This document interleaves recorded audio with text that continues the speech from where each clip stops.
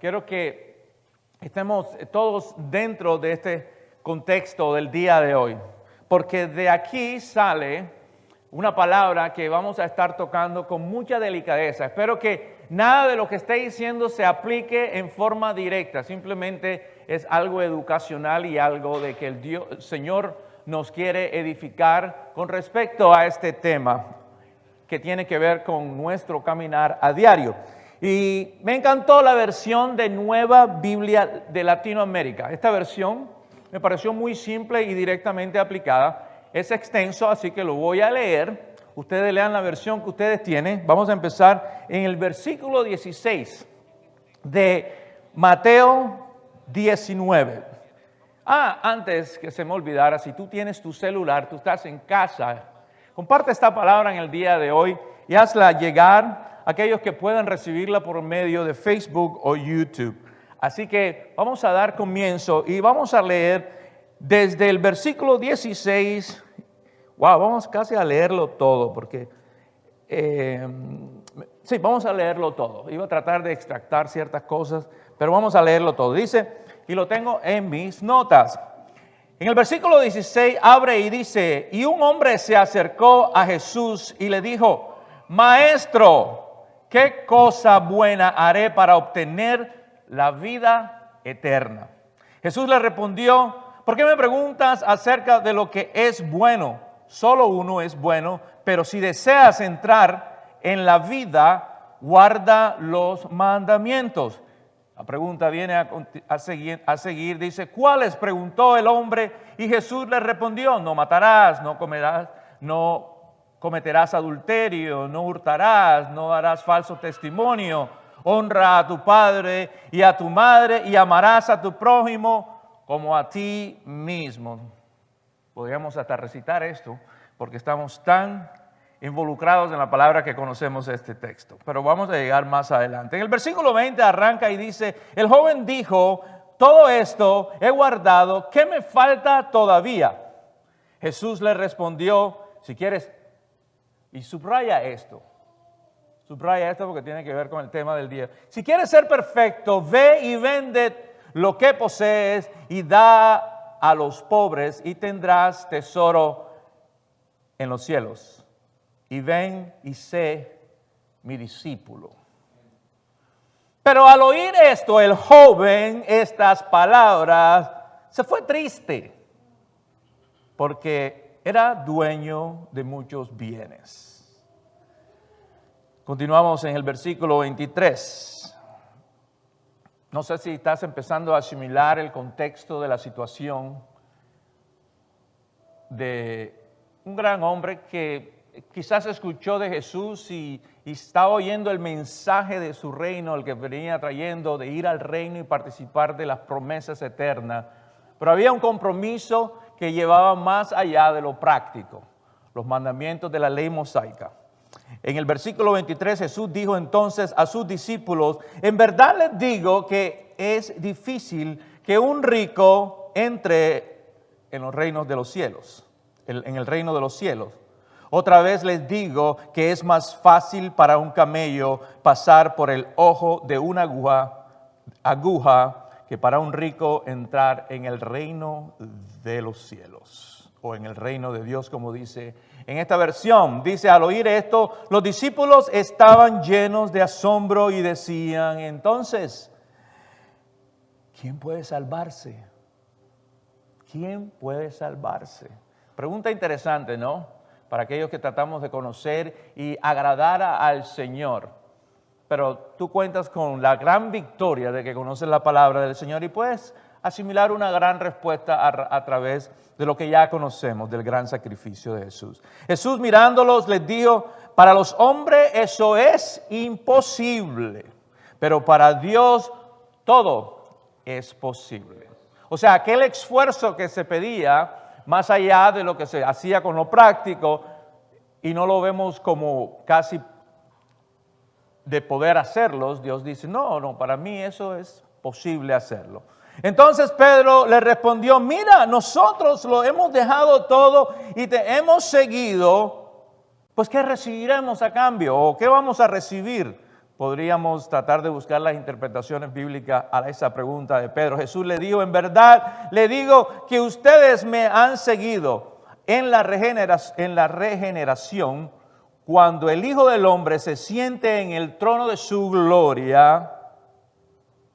Ustedes se sentarán también sobre 12 tronos para juzgar las 12 tribus de Israel. Y todo el que haya dejado casa, o hermanos, o hermanas, o padre, o madre, o hijos, o tierras, por mi nombre, recibirá 100 veces más y heredará la vida eterna. Y el versículo que nos escucha a todos y nos encanta oír dice, pero muchos primeros serán últimos, y los últimos serán primeros.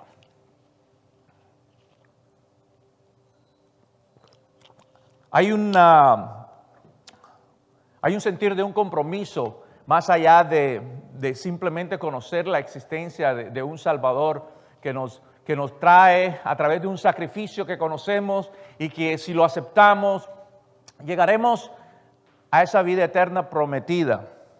Pero hay compromisos del cual Él habla. Es ahí donde viene la gran batalla de la satisfacción de nuestros placeres, el deseo de la carne y la voluntad espiritual de consagrarnos a Él.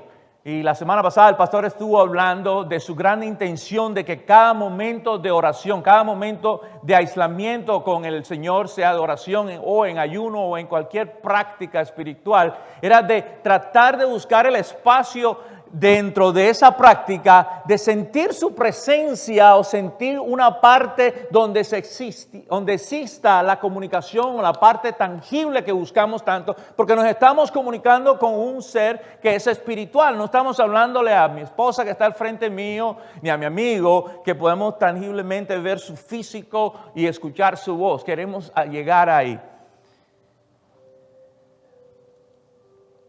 Y es ahí donde nosotros encontramos esa gran batalla, y es donde nosotros, por nuestra vida y nuestros patrones de vida que hemos tenido, sea del mostrario familiar o el cultural o lo que sea, empezamos a caminar con ciertos comportamientos para tratar de marcar una calcamonía diferente de quién es Alex Cortés en el entorno familiar, el entorno de tus amigos, pero vamos más allá de eso, vamos a entrar al entorno de la iglesia. Y te digo que me parece que hasta en cierta forma nos comportamos en una manera de que queremos calcar en la retina de los que nos están viendo y nos están oyendo una imagen un poco, como se llama en términos más técnicos, ascética.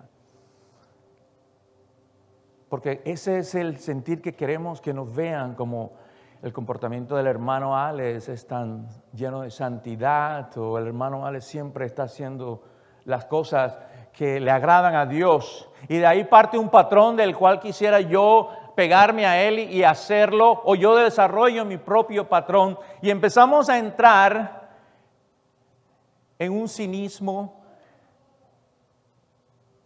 cristiano.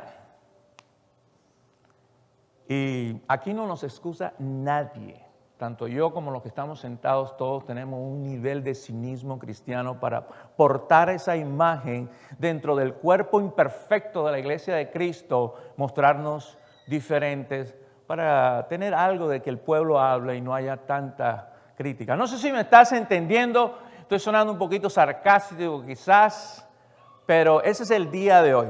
Resulta de que no es diferente hoy, ni fue diferente en el tiempo de Cristo. Existe o existieron o dejaron ellos patrones como tal de un grupo de personas que durante el gobierno o el Imperio Romano fueron perseguidos por ser creyentes de lo que Jesús había dejado en su ministerio después de su partida.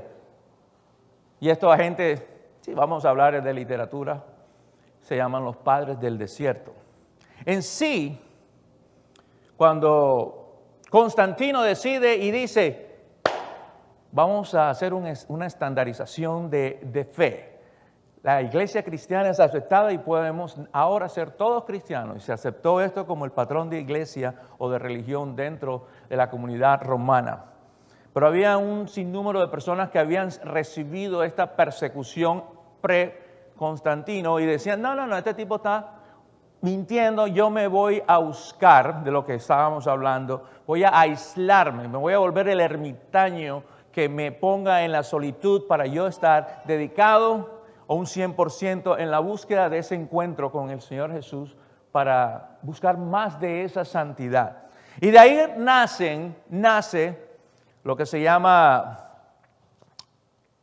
la palabra que ya les acabo de mencionar cuando tratamos de formar esa imagen ascética. En sí esta gente se aislaron y se fueron a un desierto que se llamaba el Cetes, de donde viene la palabra ascético, y se aislaron ahí.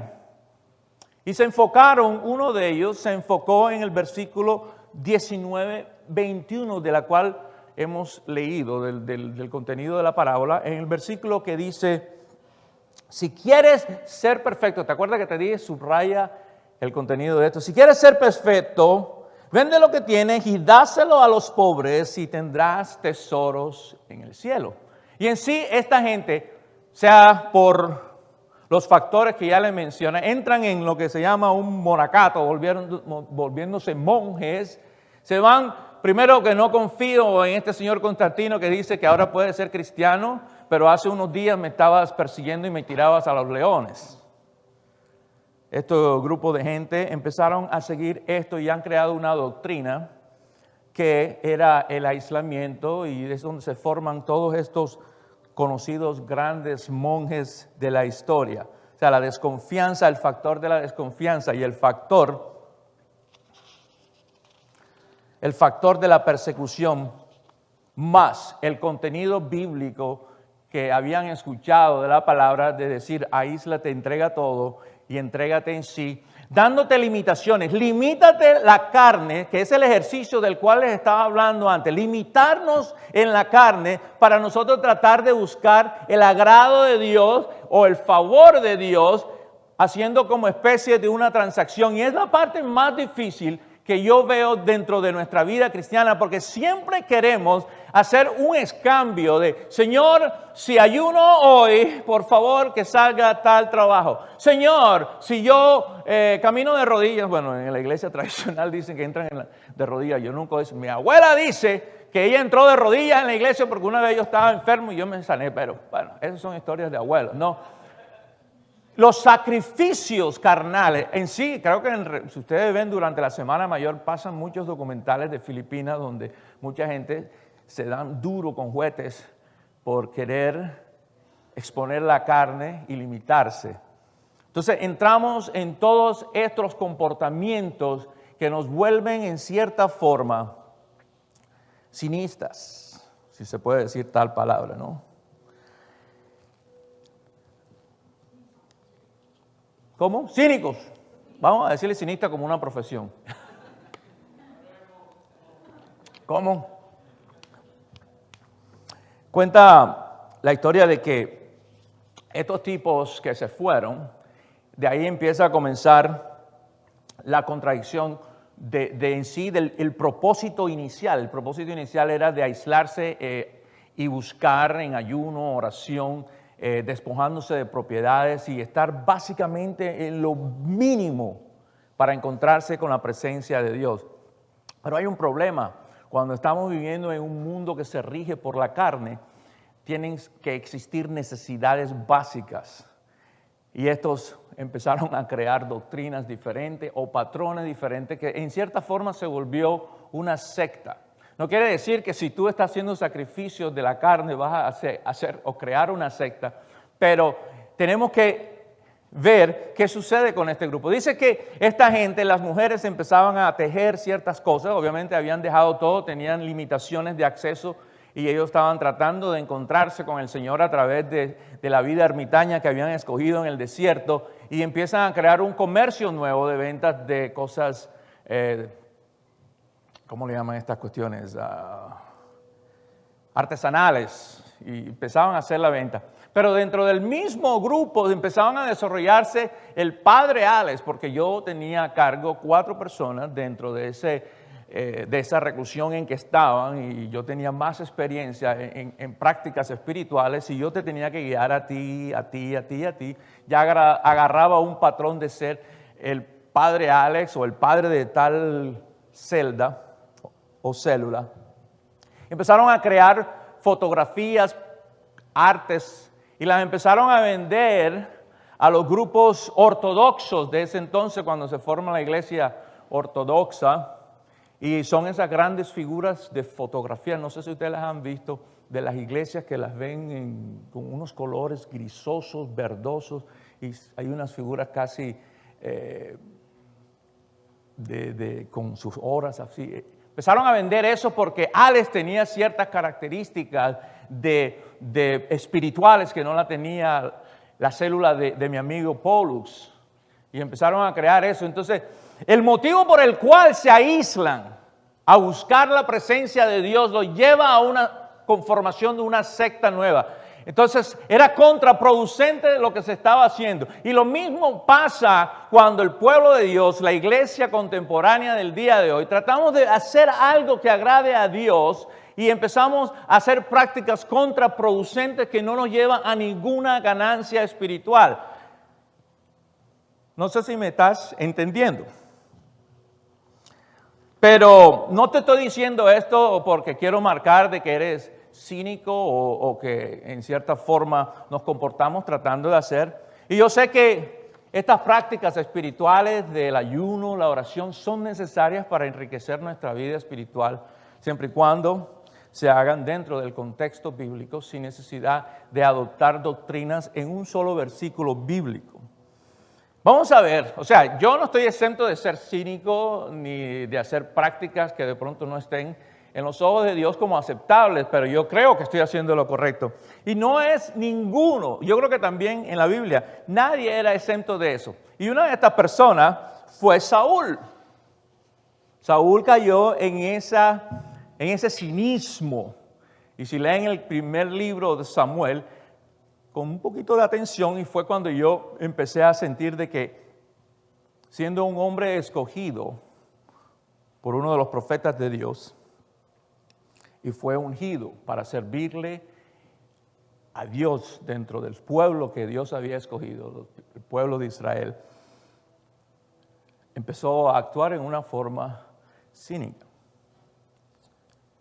Y vamos a leer entonces, ya para los que han leído y los que tienen los detalles presentes de Samuel, primer libro de Samuel, ya había Samuel metido la pata, para hablar en términos cotidianos, que había hecho un sacrificio y no había esperado a Samuel. Samuel tenía que haber llegado antes para sacrificar, antes de ir a la batalla, y él dijo, no, Samuel no está aquí, yo voy a hacer esto. Y desde ese entonces perdió el favor y la selección de que Dios le había dado a él para ser el que dirigiera el pueblo de Israel. Ya estaba mal, la situación ya iba mal. No obstante, aún nosotros, fallándole a nuestro Señor, nos puede utilizar en grandes objetivos en el propósito de su reino. Y Dios dice, no, yo todavía tengo grandes cosas que hacer. Yo todavía voy a castigar a un pueblo que me hizo difícil la salida de Egipto, pero necesito a Saúl que haga esto. Entonces, le dice le dice el Señor a Samuel para que le diga a Saúl, le dice en el versículo 3 del capítulo 15, dice, y ahora, ve ahora y destruye por completo toda la nación amalecita, hombres, mujeres, niños, recién nacidos, ganado, ovejas, cabras, camellos y burros. Quita todo eso de ahí. Saúl y sus hombres terminan haciendo algo diferente al mandato que había mandado el Señor a través de Samuel. Dice, Saúl y sus hombres le perdonaron la vida a Agag, era el rey, y se quedaron con lo mejor de las ovejas y las cabras del ganado, de los becerros gordos y de los corderos. De hecho, con todo lo que les atrajo. Solo destruyeron lo que no tenía valor o era de mala calidad. Algo que nos pasa en nuestra vida cristiana es que filtramos las actividades o filtramos vamos a decirlo en este sentido. Filtramos cómo nos vamos a encontrar con nosotros en oración. Vamos a filtrar cómo me voy a ayunar en este ayuno que viene. Entonces empezamos a filtrar las cosas sacando lo que de pronto nos incomoda más o lo que nos causa cierto sacrificio. Algo así podría decir que estaba haciendo el amigo Saúl cuando había ganado esta batalla. Qué fácil es poder ganar una batalla cuando vas en el nombre de Jehová de los ejércitos. Ay, qué rico. Vas a ir a ganar esta gran batalla, Abby. Pero después que la ganes, Abby, necesito que hagas esto. Y tú haces otra cosa totalmente diferente. Dice también más adelante en el versículo 12 de este capítulo, mira dónde viene el cinismo de Saúl, siendo un hombre ungido, ganando esta gran batalla, porque la batalla no era de él, la batalla se la dieron ya ganada porque vas en el nombre del Señor de los ejércitos. Y tomándose en él el propio honor, dice que Saúl fue a la ciudad de Carmelo a levantar un monumento en su propio honor. ¡Wow! Ganamos esta batalla, pero yo aquí voy a dejar una estatua de Alex Cortés, porque esta batalla tiene que recordarse como una gran victoria y el nombre mío tiene que quedar en la historia. Me parece algo cínico de parte, o en la historia, no sé. Yo te estoy hablando de parte, cómo sentí yo la lectura cuando estaba leyendo el libro de Samuel primero, ¿no? Y lo que más puede causar un poquito de risa en esta historia es que cuando por fin Samuel encontró a Saúl, lo saludó con alegría. ¡Ah, llegó el profeta! Vamos a saludar. ¿Qué tal? ¿Todo bien? Sí, Samuelito, ya hizo lo que me mandaste a hacer. Sabiendo que no había cumplido las instrucciones tal como se las habían dado. Entonces, dice Samuel, y ese poco de burros rebuznando que están por allá y esas ovejas balando por acá, ¿por qué tanto ruido de animal? Imagino que eso fue la reacción de Samuel, ¿no? Dice, entonces, ¿qué es ese balido de ovejas y cabras, ese mugido de ganado que oigo? Le preguntó a Samuel. Es cierto que los soldados dejaron con vida lo mejor de las ovejas, las cabras y el ganado, admitió Saúl. Pero van a sacrificarlos. Filtrando nuevamente lo que Dios había pedido que él hiciera. O sea, ¿sabes qué? Lo que el Señor me pidió, lo vamos a moderar un poquito porque yo creo que esto está bien también. Y lo que más me causa, de pronto es la traducción de la Biblia de las Américas, la nueva Biblia de pronto es la traducción, pero lo busqué en otras traducciones y hace referencia al mismo tono de voz o el mismo tono de respuesta que Saúl le dice, pero van a sacrificarlos al Señor tu Dios. ¿Ah? Señor tu Dios. Eso es como cuando yo hablo con un amigo que es budista. Oye, tu Dios es así o asado. Y cuando ellos se refieren a mi Dios, tu Dios, como alguien desconocido le refiere a Samuel, lo vamos a ofrecer a tu Dios. Me parece cínico de que después que el mismo Dios que le dice a Samuel, úngelo y ponlo sobre el líder de mi pueblo, y le habla porque tuvo hasta la capacidad de profetizar en medio de los profetas cuando Dios y su espíritu lo sobretoma. Y la gente dice, oh, no sabíamos que Samuel también era profeta. A ese Dios ahora se refiere en tercera persona. A tu Dios, el Señor, le vamos a hacer todos estos sacrificios. Por eso escogí los mejores ganados y los dejamos a un lado. Entonces Samuel le dijo a Saúl, basta, escucha lo que el Señor me dijo anoche. ¿Qué te dijo el Señor? ¿Qué te dijo el Señor? Ahora está preocupado. Dice, y Samuel le dijo, aunque Él te tenga en poca estima, ¿Acaso no eres el líder de las tribus de Israel? El Señor te ungió como rey de Israel. Te envió a una misión y te dijo, destruye y por completo a todos los pecadores, a los amalecitas, hasta que estén muertos. ¿Por qué desobedeciste? Y es ahí donde cierra el versículo 20. El cinismo más grande que existe en el pueblo cristiano es la desobediencia a Dios.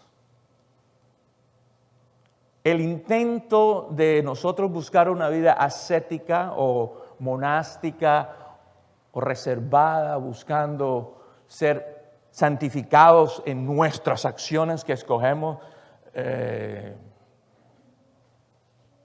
no tiene ninguna influencia en sí cuando hay desobediencia por medio a lo que Dios nos está hablando que hagamos. Y cada uno tenemos un llamado. Así como el pueblo ese que salió desde Roma cuando Constantino dijo que se iba a estandarizar la ley del cristianismo, salieron con el creer de que en ellos había un llamado de aislarse y santificarse y seguir el versículo 21, creo que es 19-21, de restringirse en su vida carnal y buscar de Dios en el aislamiento. Y terminan ellos haciendo ventas de artesanías y vendiendo fotografías o artes para sostenerse y crear un comercio nuevo que le daba un cierto lucro a ese pueblo. De esta misma manera, había una desobediencia interna al intento original de buscar la presencia de Dios en una vida ermitaña. No hay ermitaños ya porque estamos bien poblados en este mundo en estos días. Otra parte en el versículo 20, donde Saúl habla en tercera persona y le dice en respuesta a Samuel, le dice, pero yo sí obedecí al Señor, como harían los argentinos. ¿A quién estás tratando de engañar? Yo sí obedecí, le contesta. Lo quisiera decir en colombiano, pero puede sonar un poco rudo. Cumplí la misión que él me encargó. Traje al rey Agag aquí, pero destruí todo lo demás. Pero entonces mis tropas llevaron lo mejor, las ovejas, las cabras, del ganado y el botín para sacrificarlos. Y nuevamente le dice, al Señor tu Dios. Tercera persona. Interesante. Yo me imagino la sangre de Samuel hirviendo en ese momento, cuando le dice, ¿qué más le agrada al Señor? Versículo 22, que tus ofrendas sean quemadas y sacrificios presentados, o que obedezcas la voz de Dios. No sé si te riza los vellos, pero a mí sí me da esto como que un golpecito. La rebelión de la desobediencia, ya estamos en el versículo 23, dice, la rebelión es tan pecaminosa como la hechicería, la terquedad, tan mala como rendir culto a ídolos. Así que por cuanto has rechazado el mandato del Señor, Él te ha rechazado como Dios, como Rey. Vamos a ir al contexto de nuestra vida donde buscamos prácticas de aislamiento o queremos encontrarnos con Dios, pero estamos buscando de pronto el patrón que usa Alex, porque él, como inicié en mi introducción, está pintando, está calcando una calcomanía que quede en tu retina como el hermanito ideal, no sabiendo que a puertas cerradas Alex es una persona totalmente diferente a la imagen que presenta. Adoptas una imagen totalmente desviada de lo que Dios quiere hacer. ¿Cuál es el punto aquí? El punto es que Dios quiere obediencia a su pueblo a través del redarguir de su Santo Espíritu. No tenemos ejércitos con quien batallar. No tenemos colinas al otro lado de montañas para ir a hacer conquistas de nuevos territorios. Ya todo eso ha cambiado. La conquista de nosotros está enfrente de cada uno de nosotros, está en tu casa, está en tu iglesia. Y no tiene que ver con ningún patrón. Dios sí quiere que ayunes. Dios sí quiere que estés en constante oración. Pero tenemos que romper esos patrones que nos envuelven en cosas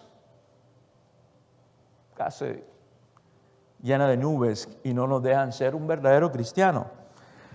No sé si puedes hacer un pequeño sumario de lo que mostró Saúl aquí. Las 3 cosas de acción cínica de Saúl. 1, ¿cómo te refiere o cómo se refiere a él, al Dios como una persona desconocida, sabiendo verdaderamente quién era ese Dios que lo había puesto como líder? Tu Dios. Eso me causó a mí gran sorpresa al leerlo y de pronto dije, no, puede ser la traducción que estoy leyendo, pero si vas en el contexto general de otras traducciones, lo hace en la misma forma. Tus logros que alcances en esta vida, siempre tendemos a llenar el pedestal del ego personal y ponerlos en un montículo y decir, wow, lo he logrado. Sin saber que nada de lo que podemos y logremos en nuestra vida puede ser posible. Así como respondió Jesús a aquel joven que le preguntaba, ¿qué más debo hacer? Y dice, no, todo eso te parece difícil, pero no hay nada difícil para Dios, todo es posible.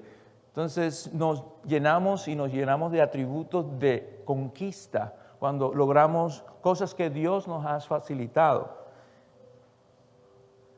Y tú puedes hablar de muchas experiencias laborales, personales, familiares. En todo momento tenemos que darle gracias a Dios, aún por el más insignificante logro que tengas y hayas adquirido en tu vida. Y se nos pasa desapercibido y entra dentro de ese cinismo en el comportamiento de nuestra vida cristiana. El primer punto del cual les estuve hablando con referencia a Samuel era el siguiente. Como no les tengo filmina, de pronto lo quieres apuntar o te quieres acordar. El punto es, la cercanía a Dios no está en el intento de vivir una vida ascética y no te da garantía que estás o que vas a agradar a Dios. El hermanito fulanito que dice que ayuna 30 días al mes y solamente descansa uno y tú dices, wow, no hay ninguna garantía de mi hermanito X haciendo eso. Ten cuidado con estas prácticas. El segundo punto que quiero marcar en el día de hoy, creo que voy un poquito rápido hoy o empezamos temprano, apenas vamos a las 3, pero yo creo que, como decía mi abuelita, para buen entendedor, pocas palabras. ¿Sí o no? No sé, lo repetía tanto. Y nada más me miraba y te dije, allá tenías que hacer lo que ella decía. Porque si no la chancleta salía volando. Punto número 2, y es el último punto que vamos a tocar en el día de hoy. El ascetismo o la práctica ritual, monástica o de monje o lo que tú le quieras llamar, nos puede convertir en los más cínicos de portar el evangelio a las almas que necesitan a Jesús. Y eso lo vivo en mi familia y lo vivo alrededor. Le vas a predicar. Una de las cosas, y te lo voy a hablar a nivel personal de mi familia. Hay ciertas cosas que deseo compartir con ellos, que quiero hacer con ellos, en el folclore de mi cultura, en el folclore de mi vida con ellos, pero me abstengo de hacerlo por el testimonio que debo portar conmigo como representante yo del portador del evangelio para ellos. No te dejes convertir a través de estas prácticas porque tú tienen una lupa más grande que el telescopio Hubble que mandaba la NASA en ti, mirándote para ver cuándo te desvías, para señalarte que estás mal. Sí, Señor. Para entonces marcar en ti un falso testimonio, sea porque estás marcando algo que no debes hacer o porque estás viviendo una doble vida cristiana. Y entonces quieres predicar el evangelio. Cuando te miran a ti y te dicen, pero ¿qué vas a hablar tú del evangelio si estás haciendo cosas que no deben o debes? Es algo sensible en nuestra vida cristiana que tenemos que manejar. De pronto aquí en la iglesia no lo manejas porque ya estamos en lo que Pablo dice, nuestra nube de creyentes, pero afuera de aquí. ¿Y cómo me cuesta en el medio laboral mantener la integridad cristiana para no diluirme en la contaminación del medio en que trabajo? Porque es fácil, la tentación del doble sentido, del hablar, las acusaciones y el hervir de la sangre. Precisamente estaba hablando yo con mi hermana Miriam de que tenemos tanto dentro de nosotros que está, dígase, congelado, pero solamente una palabra mal dicha de alguien la derrite y sale la fiera de Alex y ¡boom!, te lanza el primer dardo. Cuando debemos tener el libre albedrío del control personal, porque en ese momento ese testimonio del predicador Alex se va al piso. Me estoy riendo porque en el trabajo existe un señor, puede tener sus 65 años, le digo señor, un poquito mayor que yo. Y en una cena que habíamos salido, o almuerzo, no me acuerdo, estábamos cenando y a él le dicen el preacher. Oh, tenemos un pastor, dije yo. Pero en medio de la conversación empezaba a utilizar un vocabulario no digno de ser pastor, digamos. Palabras con F, palabras con H. Y yo decía, wow. Y lo hace con un fluir tan natural. Acusando a ciertos trabajadores de esta cosa y de F esto y de F esto. Yo, wow, ¿y este caballero predica el domingo? ¿Dónde cree que está mi testimonio o su testimonio con respecto a lo que yo espero de una persona que representa una delegación cristiana o representa la delegación de autoridad sobre él para predicar la palabra? Deja mucho que cuestionar sin marcar juicio sobre esa persona. Espero que no esté viendo esto porque, no habla español de todas maneras. Pero sí es lo que tú y yo tenemos que tener mucho cuidado. No tienes que mostrar una vida ascética, no tienes que ser un ermitaño cristiano separado, con tus pelos largos y con la Biblia bajo el brazo y recitando versículos constantemente para marcar esa santidad en medio de otros. Ese fue el testimonio. Y acompañado con eso, la credibilidad tuya como portador de palabra, no creo que va a tener esa eficacia de llegar como dardo y rompa ese tuétano y llegas y le des convicción y que el respaldo del Espíritu Santo esté contigo en ese momento que le quieres compartir salvación a esa persona. Tu credibilidad se ha ido al piso. La vida cristiana, al conocer la salvación y de ahí ser portadores de salvación a otros, con lo que ya el Señor te ha instruido, más lo que conoces de la palabra, pierde peso cuando el testimonio tuyo está comprometido. Es como que cuando le tratas de hablar a alguien de salvación, es como que una nube o una cortinita se pone y solamente las palabras van y vienen y no hay nada eficiente en eso. Falso testimonio, credibilidad y el objetivo final de compartir la palabra ocluye la salvación o el portar la palabra para salvar a otros. Y sabes una cosa, el cinismo dentro de la iglesia puede ser contagioso. Puede ser contagioso. Puede ser ese virus que se mete en medio de nosotros y se infiltra y empieza a causar esos patrones de comportamientos para tratar de marcar la santidad que andamos queriendo representarle al medio mundo.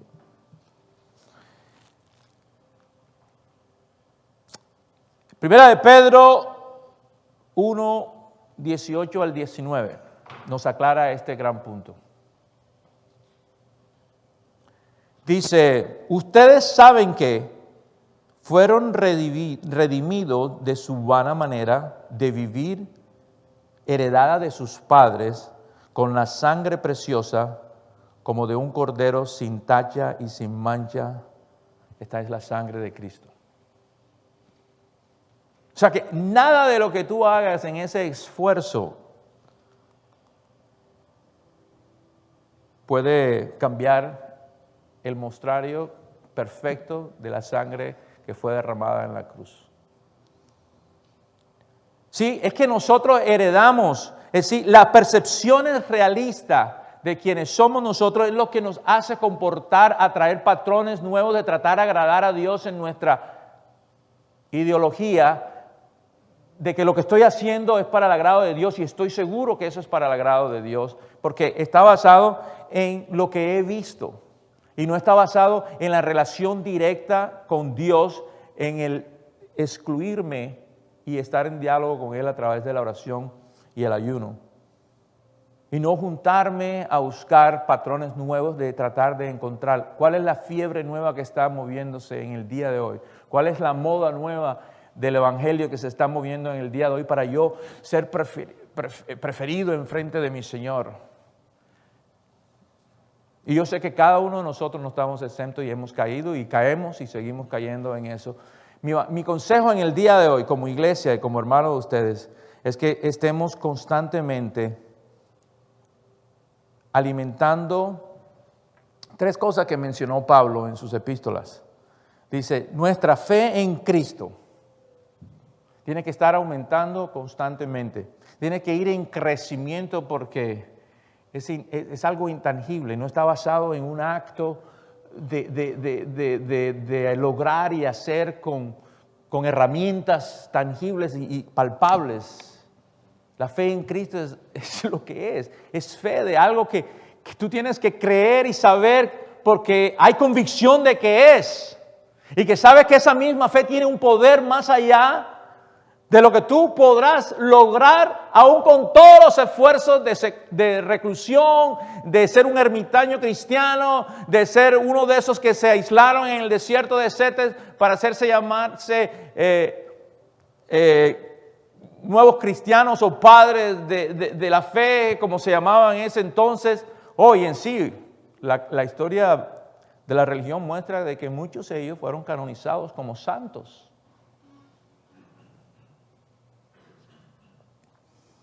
Pero ya tú sabes que no necesitas ser canonizado porque la palabra te canonizó a ti como santo. Nosotros todos somos santos y está escrito en la Biblia.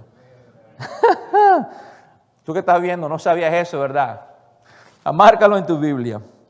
Dice, el cinismo es contagioso. Yo te quiero decir, somos vulnerables al cinismo cuando sobreestimamos nuestros dones. Si Dios te ha entregado dones a ti y a mí, y creemos que no son suficientemente comparables al don de mi amigo Cristian, al don de Viviana, entonces me siento en una competencia de alcanzar el nivel de don que tiene Cecilia y yo tengo que buscar algo que me lleve a ese nivel. Sobreestimamos el don que ya el Dios de los cielos, nuestro Señor, te ha entregado a ti desde tu nacimiento. Tú vas a nacer con este don y te lo voy a dar para que tú lo magnifiques si caminas conmigo. Pero miramos el don del hermano Pablo, el hermano José, el otro hermano, y decimos, wow, ese hermano sí es cristiano, ese hermano sí practica la fe como es. Ese hermano come pescado la Semana Santa. Cosa que hasta que llegué al Señor pude entender de que es una práctica que no tiene sentido.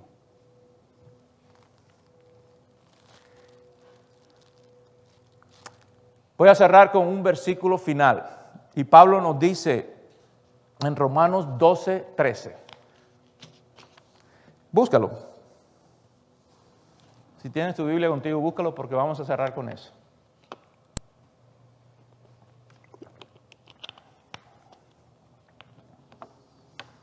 El versículo 12:3 dice así: digo a cada uno de ustedes, y esto es con respecto a ese don que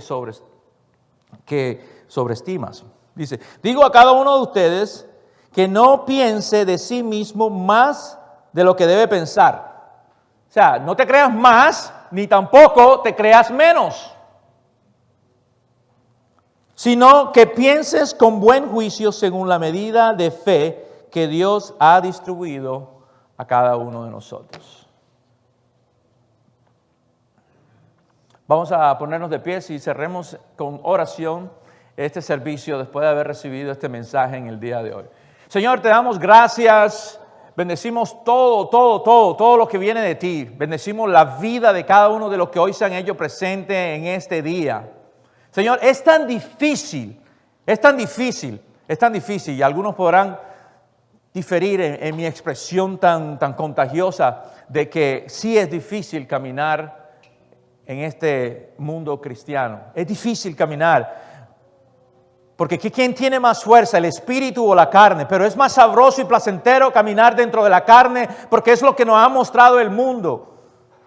Y al cruzar la frontera de carne a espíritu, entramos en patrones que no son aceptables y entreguen ningún tipo de favor en tu presencia. Ni es de tu agrado, Padre. Yo te pido que nos des la visualización, Padre, de qué expresas tú en tu palabra para nosotros hacer exactamente tal como nos pides. Que no nos ponamos bajo por el estima de que nos has entregado, ni nos